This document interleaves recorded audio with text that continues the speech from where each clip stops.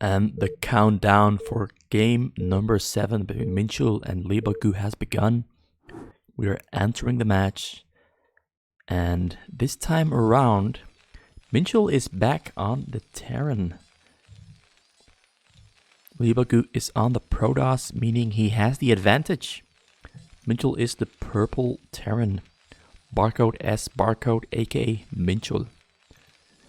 Sponking is LeeBokGu. He's playing the white Protoss. And he has the advantage, as I've mentioned earlier, because so far in this series of 6 games, this is number 7, Protoss has won 6 times out of the 4 times it was a Terran. There were 4 PVTs. Protoss won every single one of them. Neither player has been able to best the Protoss player. It's either because both these players are just so amazing at playing Protoss, or might it be because of the imbalance on fastest map that favors Protoss? It's up for debate, is it? Anyway, that aside, this has been a very exciting series. The score is completely even. Both players have won an even amount of games. Both players have won PVT against PVT, obviously, because Terran has never won. And both players have won a PvP. And there's been some mix-ups in strategies. Sometimes they've been doing the same strategy. In the PvP, previously, they were doing the exact same thing for the first 5 minutes. It was actually quite interesting to see, because there were very slight variations in timings. And then both players deviated into their own paths. This game, LeeBokGu is already deviating from the usual, starting off with a Nexus instead of going for the gateways first. But he's already proven that he can pull off a Nexus first into 2 gateways, 3 gateways in fact. But this time around, Minchul is very close to him, and if Minchul scouts him within a specific time frame, he might put the fire and the pressure onto LeeBokGu. Because LeeBokGu's build kind of relies on being scouted a little bit later than as fast as this one. Because there the Marine sees the probe, meaning LeeBokGu is very close to Minchul's base. Minchul now sending his Marine to spot number 3, the middle right spot. He sees the probe again entering the middle right spot, so he is most definitely sure. There's even a pylon that is gonna give away the fact that LeeBokGu is on the middle right spot. Minchul already planning on going aggressive, sending his second Marine out there. Now he's pulling both Marines back to his choke to regroup with the other Marines that have just finished production. This SCV is gonna go in. There is a forge has finished after 3 gateways. The SCV scouts the forge, scouts the cannon, so he knows there's a forge, but the forge being there was a given. There's single gas being mined from. There is no cybernetics core just yet. The Marines have killed that first zealot, I think. No, I don't think they've killed a single zealot just yet. It's a total of 8 Marines against 4 zealots. No more Marines have been added to. There's a single command center that have been added for Minchul. Minchul now using 2 SCVs to aid in microing against these zealots. LeeBokGu doesn't want anything of that, pulls back his zealots. Now 2 depots are being constructed at the front. He tries to take down this SCV, because that SCV will throw down a 3rd depot. And this is a really nice wall that only Marines can walk through. Zealots cannot walk through the wall. LeeBokGu is trying to get a feel on whether he can go for taking down a depot, but that's a lot of Marines there. Yeah, that's 14 Marines placed against the depots, and SCVs will not be able to go through it. He's going to try to use this depot really smartly to get all of his SCVs back into his own base. I've never ever seen that done before. That's really unfortunate. This is SCV still stuck out there, and it's gonna... LeeBokGu decides not to kill it. He tried to take down that depot. The SCV being out there is actually really ends up working in Minchul's favor, because now we can repair it. It's really, really nice. And in his base, he's gone for the cybernetics core. There's a citadel of a dune. He has a single robotic facility, not 2. He might throw down a second one. Now he's attacking the depots again. He kills the SCV, and this time around he kills the SCV. Poor SCV, locked outside of the base, unable to enter and return. So he kills an SCV, does some damage on the depot, but the depot's gonna get repaired with this SCV once it finishes clipping through the depots. And there is the second robotic facility. 5 gateways. Zealot lags has not started yet. This pylon, he's mining gas. There is 2 factories. Single one is finished, the second one is under construction. A starport is under construction too. Engineering bay coming out. So he is expecting the drops. There is the robotics support bay. Zealot lags has started. Siege mode research has started for Minchul. Minchul has forgotten to make a depot there, so he's gonna get supply stuck most definitely if he doesn't start it very soon. And he's gonna get supply stuck for a very, very short amount of time once he isn't making any marines, so he might actually not get supply stuck. I'm not too sure, but I have a feeling he might get supply stuck for a very short amount of time. Though I don't think it really matters as long as he does all the correct things at the correct timings. For example, that turret there finished at the exact right time because the shuttle has just finished too. And he's going for 3 robotic facilities again. This is a repeat, pretty much, aside from the spots. This is a repeat from game number 5, I think. Game number 4. It's a repeat of game number 4, where LeeBokGu did his exact same build. 7 gateways out, Zealot lags about to finish. Shuttle speed on the way. 4 robotic facilities in total. Oh, this is actually a Stargate for Corsairs to help in getting those shuttles into the base of Minchul. Barrack number 4. There's a dropship on the way, so another raid. He's going for a tank drop on the minerals. Very, very early into the game. Dropship almost finished. He's going to go for a second drop right after. LeeBokGu loading up his shuttles with Zealots. He is not going for a single Reaver, actually. He's just going to fly his units in. But there is the tank drop. The tank drops. The tank gets dropped. Second tank also gets dropped. He fires on the cannon by accident, and he gets 5 probe kills. That's really unfortunate. He misclicked there, or maybe I think the probes moved out of the range of the siege tank, and the siege tank could no longer fire on the probes, and it redirected its focus to the tank. But while that is happening, units are being dropped inside of Minchul's base. There's a lot of Zealots inside of base, way more than these Marines can handle. He's going to have to pull these units from the front back to the top side.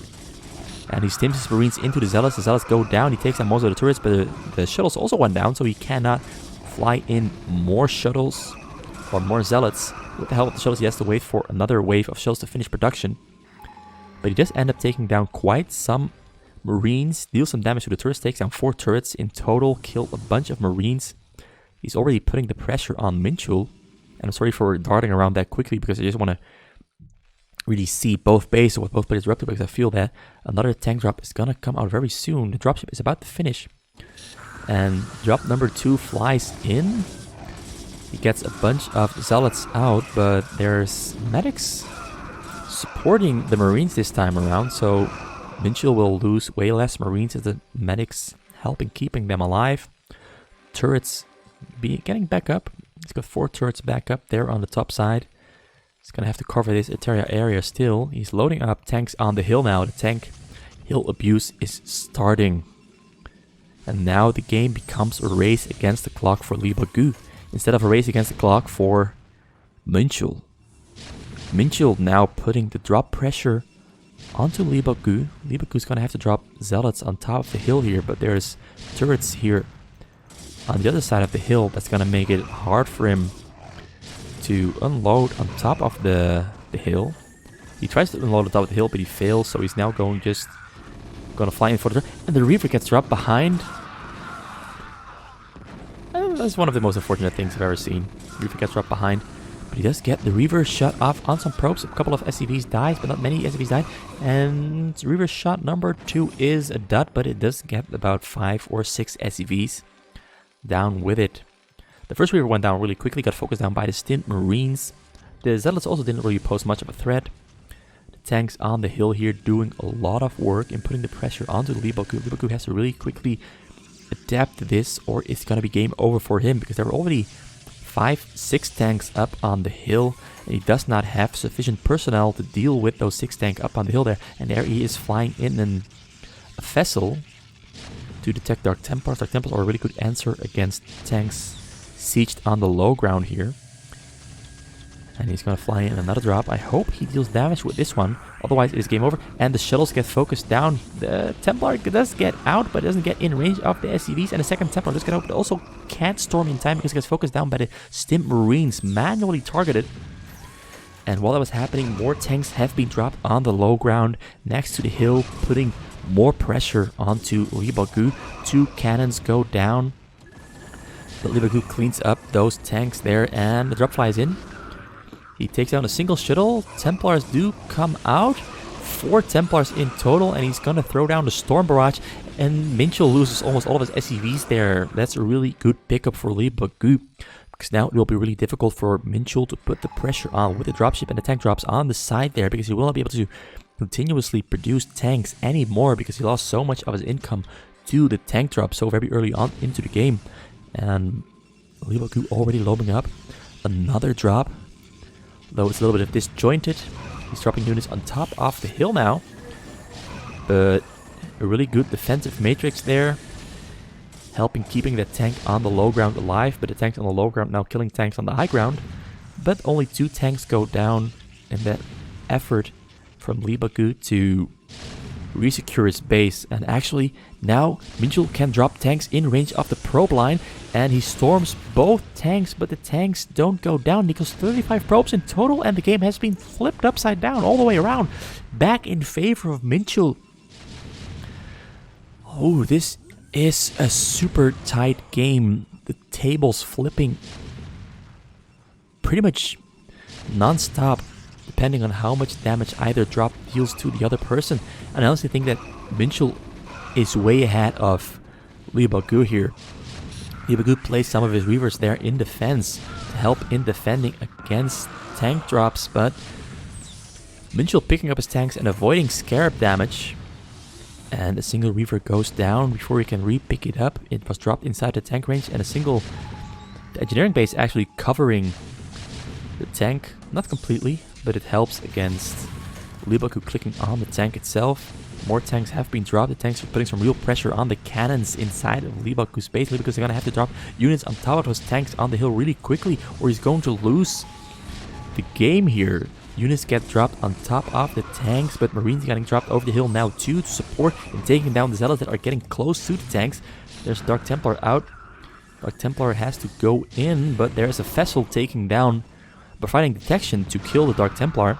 And he does some really nice Reaver micro there, takes down a tank and a couple of Marines, and he drops the Reaver back.